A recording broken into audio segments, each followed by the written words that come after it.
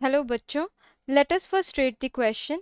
A thin prism P1 with angle 4 degrees and made from glass of refractive index 1.54 is combined with another prism P2 made from glass of refractive index 1.92 to produce dispersion without deviation.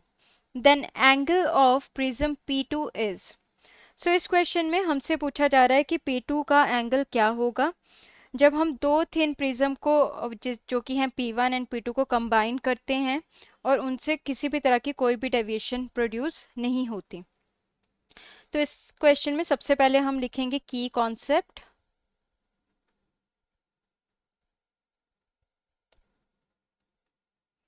सबसे पहले हमें ये देखना है कि जो deviation produce होती है एक थिन प्रिज्म में वो कितनी प्रोड्यूस होती है, उसका मैथमेटिकल फॉर्मूला क्या होता है। फॉर अ थिन प्रिज्म, ये जो फॉर्मूला लिखा जाएगा वो सिर्फ एक थिन प्रिज्म के लिए ही यूज होता है। For a thin prism deviation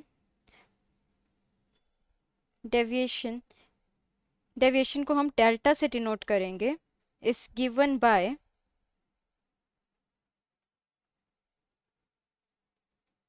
delta is equal to N G क्या है, प्रिज्म ग्लास का रिफ्रैक्टिव इंडेक्स इंटू ए, जिसमें डेल्टा है डेविएशन, हमने अभी अभी देखा,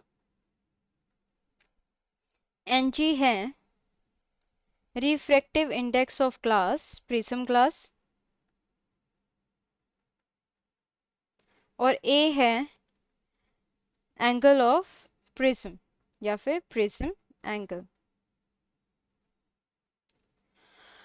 नाउ जब हमें फॉर्मूला पता चल गया है तो हम लिखते हैं कि हमें गिवन क्या क्या है। इस केस में हमें गिवन है प्रिज्म 1 के लिए हमें चीज़ें गिवन है और प्रिज्म 2 के लिए गिवन है। तो देख लेते हैं कि हमें क्या क्या गिवन है।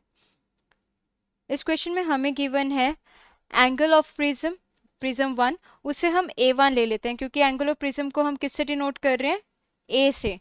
तो A1 की वैल्यू क्या हो जाएगी, 4 डिग्रीज।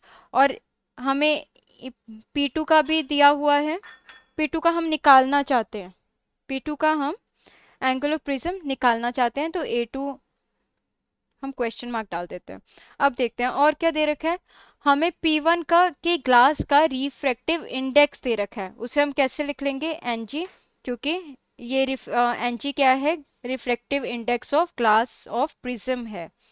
तो इसे हम लिख देंगे Ng1, और Ng1 की वैल्यू क्या है, 1.54।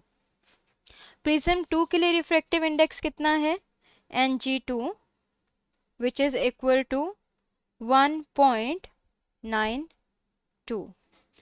नाउ अकॉर्डिंग टू क्वेश्चन क्या बोल रहा है, अकॉर्डिंग टू क्वेश्चन हमें बोला गया है कि किसी भी तरह की डेविएशन नहीं हो रही है, नो डेविएशन।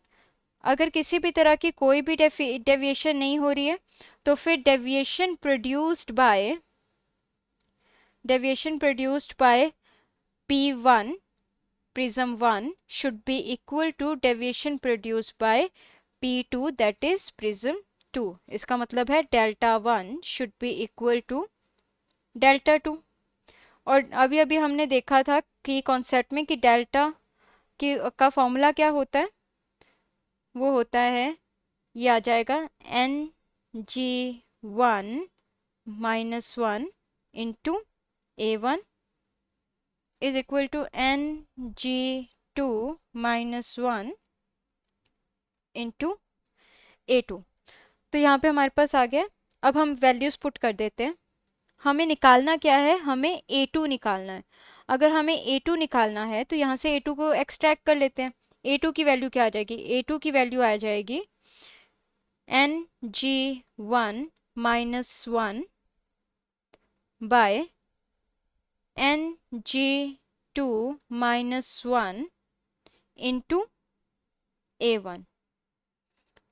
Ng1 की वैल्यू है 1.54 -1,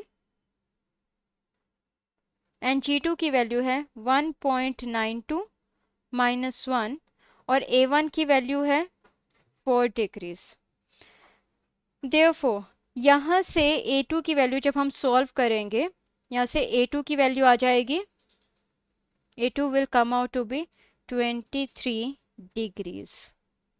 आप पूरा इसे कैलकुलेटर से या फिर इसको सॉल्व करके देखोगे, अगर मल्टीप्लाई करके देखोगे तो यही वैल्यू आएगी, that A2 is equal to 23 degrees. So this is our final answer, और ये हमारे ऑप्शंस में भी है, जो कि है option A. So option A is the final answer. Hope you understood it well. Thank you.